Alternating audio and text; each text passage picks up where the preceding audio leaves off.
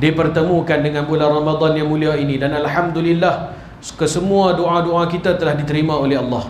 Buktinya apa? Sekarang ni kita sedang berada dalam bulan Ramadan al-Mubarak. Jadi peluang yang Allah Subhanahu wa taala kurniakan kepada kita, doa yang Allah taala makbulkan daripada kita, janganlah kita sia-siakan. Dan setiap masa daripada bulan Ramadan ini adalah masa yang sangat berharga untuk kita lepaskan. Kerana masa-masa dalam Ramadan ini merupakan masa-masa yang mana Allah Subhanahu wa taala menzahirkan dan melimpahkan rahmat serta kasih sayangnya ke atas kita. Bahkan banyak perkara-perkara yang ada di dalam Ramadan yang Allah Subhanahu wa taala tak pernah bagi kepada mana-mana umat pun sebelum daripada kita, melainkan hanya khusus kepada kita umat Nabi Muhammad sallallahu alaihi wasallam. Di antaranya Lailatul Qadar, satu malam yang lebih baik daripada 1000 bulan, khairum min alfi syahr, tak pernah diberikan kepada mana-mana umat sebelum ni. Pahala beramal pada satu malam menyamai, bahkan bukan menyamai, khairun, lebih baik daripada beramal pada 1000 bulan. Beramal lebih baik daripada 1000 bulan, tak pernah diberikan pada mana-mana umat sebelum ni. Dalam hadis yang lain riwayat Ibnu Hibban, Nabi SAW bersabda, ada beberapa perkara yang Allah Ta'ala kurniakan di dalam Ramadan yang Nabi SAW sendiri sebut secara khusus, perkara ni tak pernah Allah Ta'ala berikan kepada mana-mana umat pun sebelum daripada kita. Apa dia? Di antaranya bau mulut orang yang berpuasa. Bau mulut kita ni, bau mulut ketika kita berpuasa, tahulah kurang menyenangkannya bau lah. Bau tu, kata Nabi SAW, lebih disukai oleh Allah Subhanahu wa taala daripada wanginya kasturi. Kasturi ni antara minyak wangi yang paling wangi lah dalam dunia yang ada ni. Tapi di sisi Allah Subhanahu wa taala, sayang dan cintanya Allah Taala kepada mereka-mereka yang berpuasa dalam bulan Ramadan, bau busuk mulut mereka pun di sisi Allah Taala lebih wangi dan lebih harum dan lebih disukai daripada bau kasturi.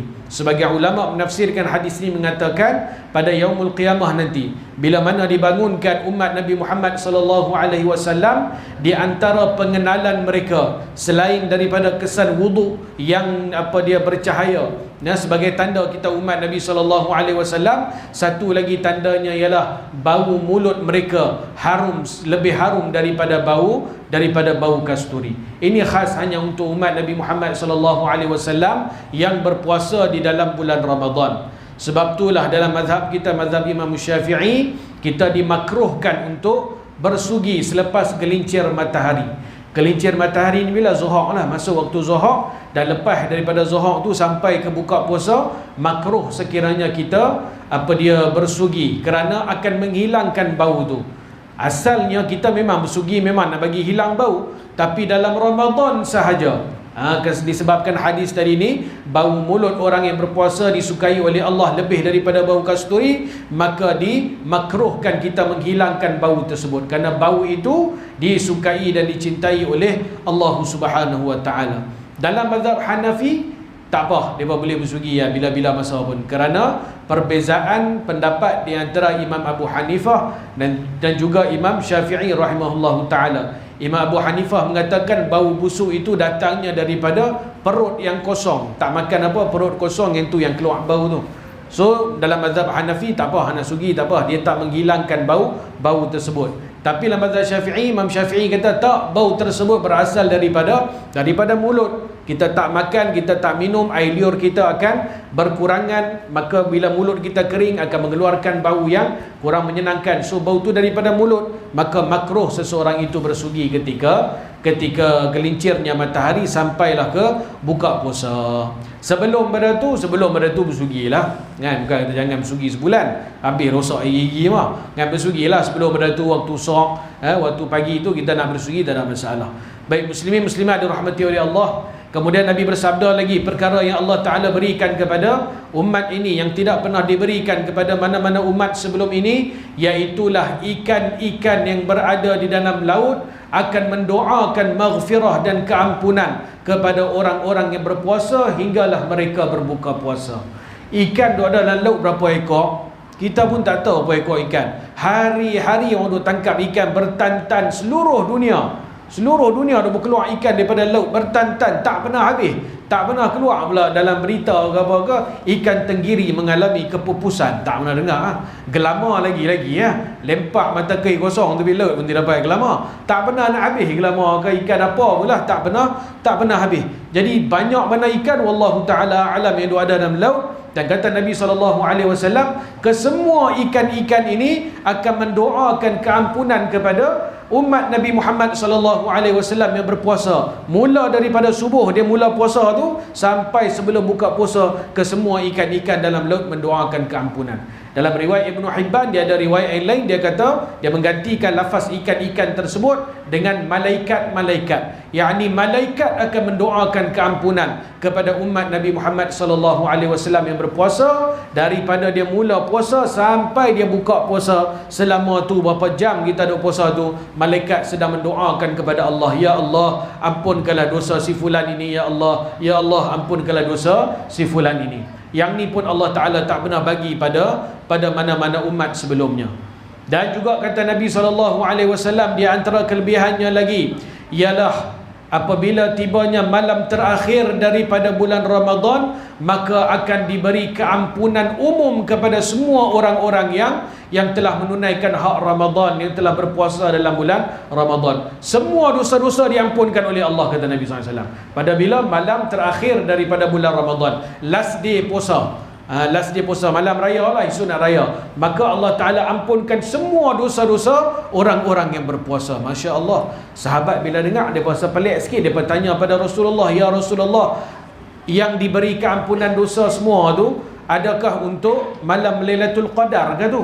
Maka kata Nabi, bukan, Lailatul Qadar itu asing pula. Yang ni malam terakhir daripada bulan Ramadan. Kata Nabi buat satu perumpamaan, seorang pekerja yang telah sempurnakan kerjanya, maka dia pasti diberikan upah oleh majikannya. Macam itulah kerja kita dalam bulan Ramadan, berpuasa imanan wahtisaban, dengan penuh ikhlas mengharapkan ganjaran daripada Allah. Maka habis akhir sempurna Ramadan, sebulan kita berpuasa, maka upahnya diberikan oleh Allah Subhanahu wa taala, iaitu pengampunan segala dosa-dosa kita yang telah lalu. Yang ni berkait dengan hadis yang selalu kita dengar, man shama ramadhana imanan wahtisaban ghufira lahu ma taqaddama min dhanbih. Siapa yang berpuasa pada bulan Ramadan dengan penuh keimanan, yakni keikhlasan, dan juga ihtisab, mengharapkan janji daripada Allah, ganjaran daripada Allah, maka diampunkan segala dosa-dosanya yang telah lalu. Begitulah murahnya Allah, pemurahnya Allah Ta'ala di dalam bulan Ramadan Al-Mubarak. Dan tidak ada satu amalan pun yang lebih mudah untuk kita cari keikhlasan berbanding dengan ibadat puasa. Ibadat-ibadat yang lain dia mudah untuk diracuni oleh syaitan dan juga hawa nafsu kita, nak bagi kita ada perasaan riak dan sebagainya. Semayang kita tunjuk ke orang, maknanya orang boleh tengok kita duduk semayang, boleh timbul perasaan riak. Sedekah, orang boleh tengok kita duduk sedekah, boleh timbul perasaan riak. Kita baca Al-Quran, boleh timbul perasaan riak. Kita berzikir, pegang tasbih, boleh timbul perasaan riak. Tapi ibadat puasa, ibadat ni dia special, dia susah nak riak. Nak riak macam mana? Orang bukan tahu puasa ke tak puasa. Kecuali kita pergi ke kawan tu, ni tahu ke hari ni aku puasa tau. Ada orang gila dia buat macam tu. Mana ada orang biar orang macam tu kata dia puasa. Jadi ibadat puasa ni ibadat yang paling mudah nak dapat keikhlasan. Dan dalam keadaan-keadaan tertentu, Nabi SAW suruh kita ingatkan diri kita sendiri yang kita sedang berpuasa. Ada keadaan tertentu pasal puasa ni kita pun tak sedar yang kita duk puasa. Yang kita tahu kita sedar, kita duk lapar lah. Tapi kita duk berpuasa tu kadang kita terlupa. Bila kita terlupa kita sedang berpuasa, maka kita mungkin melakukan perkara-perkara yang merosakkan puasa kita. Sebagai contoh, Nabi SAW bagi perumpamaan, bila datangnya orang nak bergaduh dengan kamu. Datang orang, kadang-kadang kita elok dah Quran apa semua, mata jaga apa semua, tengah jalan pula balik kerja time mungkin 6, dah lah letih kau-kau tentu dengan panas, dengan dahaga segala cukup. Tengah dia bawa kereta, mai kereta masuk lane depan kita, signal tak bagi apa, tak bagi, sak masuk macam tu.